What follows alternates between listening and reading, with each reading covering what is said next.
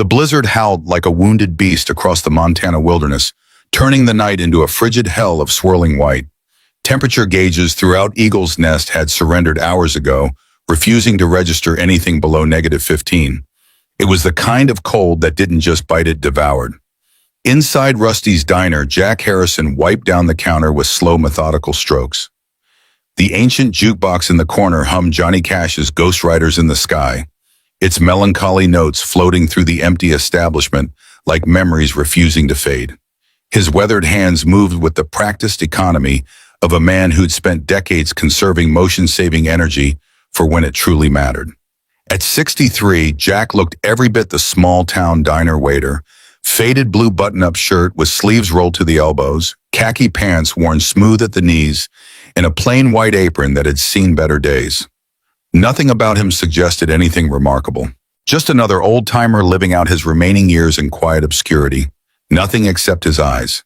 Ice blue and unnervingly alert, they scanned the diner with the unconscious precision of someone who had spent a lifetime identifying threats. They missed nothing, not the flickering light above booth 7 that needed replacing, not the slight rattle of the front window when the wind gusted, and certainly not the approaching headlight that pierced the swirling snow outside.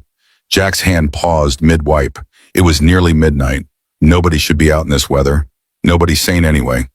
The motorcycle that materialized from the blizzard was barely recognizable beneath its coating of snow and ice. Its rider seemed fused to the machine, a dark silhouette hunched against the merciless elements. Jack watched as the bike lurched the final 20 yards to the diner's entrance, its engine sputtering in mechanical protest before dying with a wheezing gasp. The rider dismounted stiffly, stumbling toward the entrance. Jack's right hand drifted beneath the counter, fingers brushing the cold steel of the 45 he kept mounted under the register, a habit from another lifetime. The bell above the door jingled a cheerful sound, grotesquely out of place, as the figure stumbled inside. Snow and wind invaded the warm diner for a brief, violent moment before the door swung shut. Jack's assessment was instantaneous. Female, mid to late 30s, approximately 5'8", athletic build, leather motorcycle gear expensive but worn, and most concerning blood trickling from a gash above her right eyebrow, mixing with melting snow to create pale crimson trails down her face. "You're bleeding," Jack stated, his voice a low gravel rumble that hadn't changed inflection in 20 years. The woman reached up to touch her forehead, seeming surprised to find blood on her fingertips. She swayed slightly, her eyes a striking emerald green struggling to focus. "Your sign says open till midnight," she said, her voice hoarse but steady. "Is that offer still good?" Jack glanced at the ancient Coca-Cola clock on the wall, 11:52 p.m. "Got 8 minutes to spare," he replied, then gestured to a stool at the counter. "Sit before you fall." She complied, moving with the careful deliberation of someone fighting exhaustion and cold. Up close, Jack could see she was indeed attractive, auburn hair streaked with premature silver at the temples, high cheekbones, and those remarkable green eyes.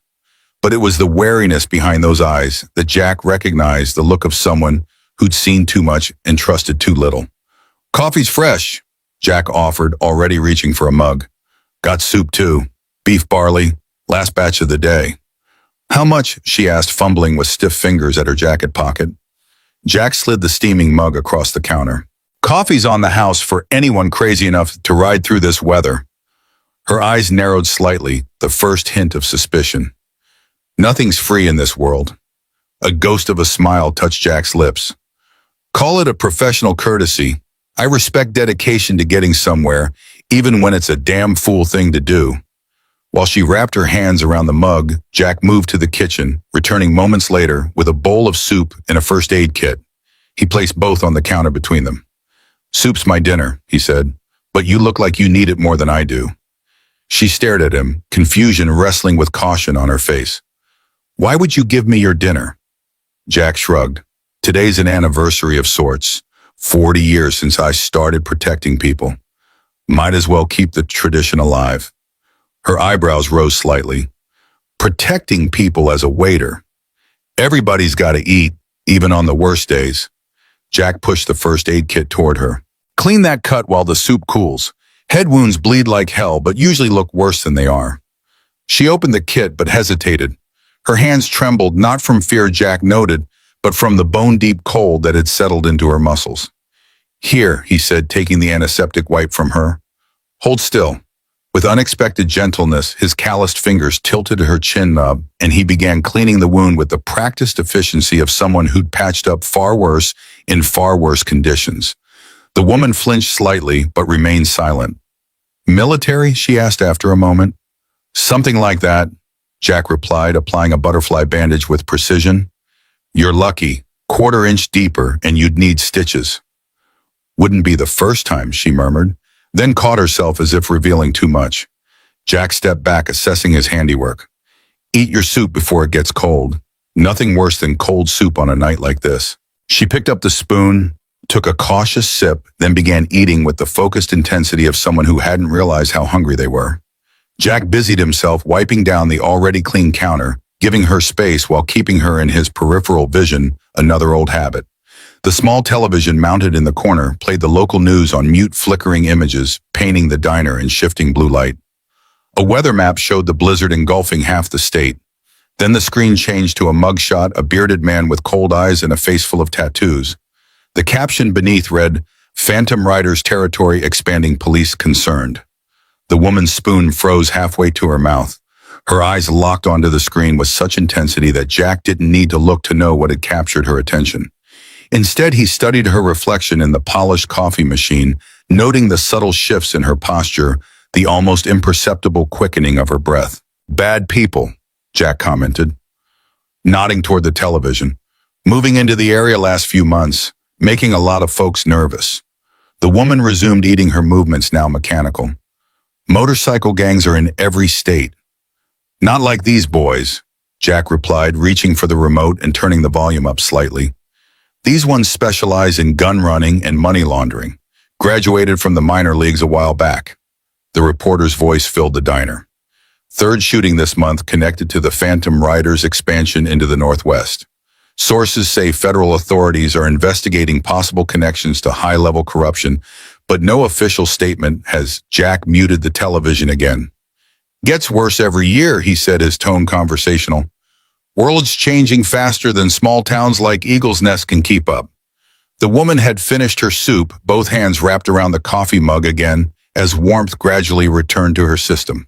"Thank you," she said quietly, "for the food," and she gestured to her bandaged forehead. "Jack Harrison," he offered, extending his hand.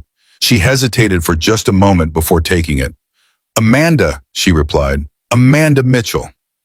Her handshake was firm, her palm calloused in places that didn't match with ordinary work.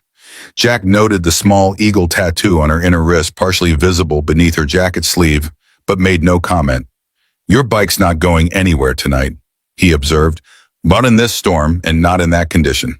Amanda glanced toward the window where her motorcycle was rapidly disappearing under a fresh blanket of snow. "I need to be in Billings by tomorrow afternoon."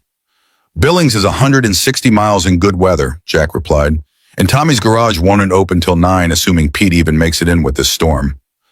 The desperation that flashed across her face was genuine. "I don't suppose there's a motel nearby." Jack shook his head. "Eagle's Nest Inn is on the other side of town, closed for renovations."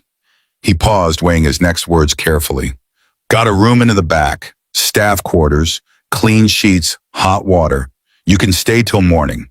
Amanda's wariness returned instantly. "That's very generous of a complete stranger." "I'll bunk on the break room couch," Jack added, his expression neutral. "Door locks from the inside. Got its own bathroom, too." He gestured to the blizzard outside. "Alternative is sleeping in the diner booth or freezing to death trying to find somewhere else." The clock on the wall ticked over to midnight. Jack wiped his hands on his apron and untied it, hanging it on a hook behind the counter. "Official closing time," he announced, moving to the door to turn the sign from open to closed. As he did, he scanned the parking lot and the road beyond, his sharp eyes cutting through the storm, looking for anything out of place. Finding nothing, he drew the blinds and turned the deadbolt. Amanda watched him with growing curiosity. "You don't seem surprised to have a stranger crash into your diner during a blizzard." Jack shrugged. "Been serving food in this place for 15 years. Seen all kinds come through those doors." He gestured to a hallway at the back. "Room's this way if you want it." Amanda stood, wincing slightly. now that the adrenaline and cold were wearing off. The pain from whatever had injured her was making itself known. Jack noticed her favoring her right side, but didn't comment.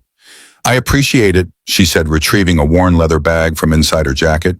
It was small, but apparently valuable given how securely she clutched it. "I can pay you for the trouble." "No trouble," Jack replied, leading her down the hallway. "World's hard enough without charging people for basic decency." The back room was small but meticulously clean. A single bed with a dark blue comforter, a nightstand with a lamp and an old alarm clock, a wooden chair in the corner, simple, functional, without a single personal touch that might reveal anything about its occupant. "Bathroom's through there," Jack said, pointing to a door on the far wall. "Hot water takes a minute to come through. Extra blankets in the closet." He moved to leave, then paused. "Lock the door behind me. I'm a light sleeper, so just call out if you need anything." Amanda stood in the center of the room, her bag still clutched tightly against her side, looking suddenly small and uncertain in the unfamiliar space. "Why are you helping me?" she asked quietly. Jack considered her for a long moment. "Been on the road myself long time ago. Know what it's like when a stranger shows kindness." He stepped back into the hallway. "Sleep well, Amanda. We'll figure out your bike in the morning." The door closed, and seconds later Jack heard the lock engage. He stood motionless for several heartbeats, listening to the muffled sounds of Amanda moving around the room before making his way to the break room.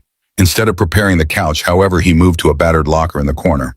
The combination lock yielded to practiced fingers, revealing not the expected work clothes, but a well-maintained Colt 1911, in a shoulder holster, a secure satellite phone, and a small notebook filled with neat, precise handwriting. Jack removed the gun, checking it with efficient movements before slipping the holster on beneath his shirt. The phone he left, but he tucked the notebook into his back pocket. Only then did he stretch out on the narrow couch, one arm folded beneath his head, eyes fixed on the ceiling. He didn't expect to sleep, hadn't really slept in years, but he could rest, conserve energy for whatever tomorrow might bring. Because something was coming. He could feel it in his bones the same way he could feel changes in the weather, in the knee he'd shattered 30 years ago in Wyoming. Outside, the blizzard continued its assault, burying Eagle's Nest beneath a blanket of white, erasing tracks and obscuring the world. By morning, everything would look clean, pristine, reborn. But Jack Harrison knew better than most that snow only hid what lay beneath. It never truly erased anything. Morning arrived with blinding, brilliant sunlight reflecting off fresh snow with near painful intensity. The storm had moved on during the night, leaving behind 3 feet of pristine powder and a sky so blue it seemed artificial. Jack was already in the kitchen when Amanda emerged from the back room. He'd been up for hours, moving quietly through his preparations, both culinary and otherwise. The satellite phone had delivered a single text message at 4:17 a.m. Package confirmed. Proceed with caution. "Coffee's ready," Jack called without turning around. "Breakfast in 5. Amanda paused in the doorway, taking in the scene. In daylight, she looked both better and worse. The swelling around her cut had subsided, but the bruising along her jawline was now visible, a mottled purple that disappeared beneath her collar.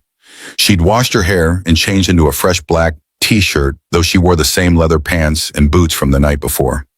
"You didn't have to cook for me," she said, making her way to the counter.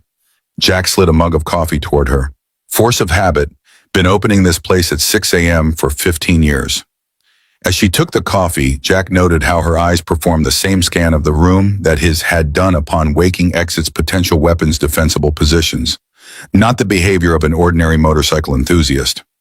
"You always up this early?" she asked, sipping the coffee with evident appreciation. "Don't need much sleep these days," Jack replied, flipping a pancake with practiced ease. "Old habits. From when you were protecting people." There was a hint of challenge in her voice now, the wariness from last night resurfacing. Jack transferred pancakes, eggs, and bacon to 2 plates, placing one in front of her before coming around to sit on the adjacent stool. For a moment, he simply ate in silence. "U.S. Marshal Service," he finally said, not looking up from his plate.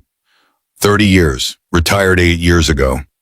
Amanda's fork paused halfway to her mouth. "You were a marshal, among other things." She studied him with new interest. "You don't strike me as the retirement type." A humorless smile touched Jack's lips. "Wasn't given much choice." He took another bite, chewed thoughtfully. "Wife got cancer, needed to be home more. Then after she passed," he shrugged. Didn't seem much point in going back. It was a simple story delivered without emotion, and most of it was even true.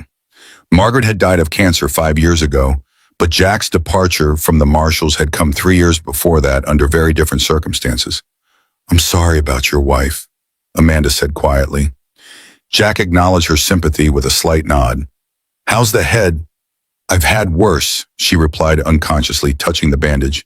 Then, as if deciding something, she added, "Misjudged a curve last night. Went down on some ice. Bike slid into a guardrail. I slid into a road sign." It was a plausible explanation. Jack might even have believed it if he hadn't noticed the defensive bruising on her knuckles, or the tear in her jacket that looked suspiciously like a knife slash. "Lucky you weren't further from town," he observed, keeping his tone casual. Before she could respond, the diner's phone rang. Jack rose to answer it, keeping his eyes on Amanda as he spoke. "Rusty's."